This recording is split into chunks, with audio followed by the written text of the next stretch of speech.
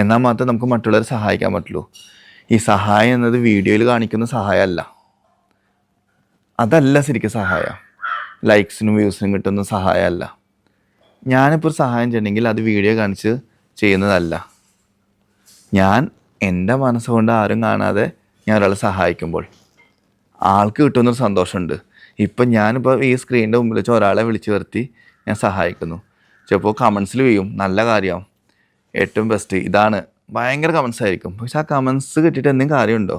ഒന്നും സംഭവിക്കാവുന്നില്ല. നമ്മൾ ചെയ്യേണ്ടത് അവിടെ ആരും അറിയാതെയാണ് സഹായങ്ങൾ ചെയ്യേണ്ടത്.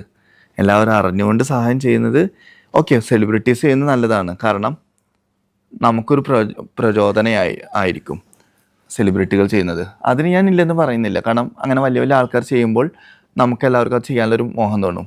ഇപ്പോൾ സുരേഷ് ഗോപി എന്ന വ്യക്തിയെ ഞാനിപ്പോൾ ഓർമ്മിക്കുന്നത് എന്ന് വെച്ചാൽ ആൾ പണ്ട് ആ എയ്ഡ്സിൻ്റെ സമയത്തൊക്കെ ഒരു രാഷ്ട്രീയത്തിൽ ഉണ്ടായിട്ടില്ല ആ സമയത്ത്. എന്നിട്ട് ആ കുട്ടികളെ ചേർത്ത് പിടിച്ചില്ലേ? അതിന് ശേഷമാണ് എല്ലാവർക്കും അതിനെപ്പറ്റി അറിഞ്ഞതും ചേർത്ത് പിടിക്കാൻ നോക്കിയതും. അപ്പോൾ അവിടെ ഏറ്റവും വലിയ ദൈവികമായി കാണുന്ന സുരേഷ് ഗോപിയാണ്. ഞാൻ ഇവിടെ രാഷ്ട്രീയം ഒന്നും കണ്ടിട്ടല്ല, എനിക്ക് പെട്ടെന്ന് ഓർമ്മ വന്നു.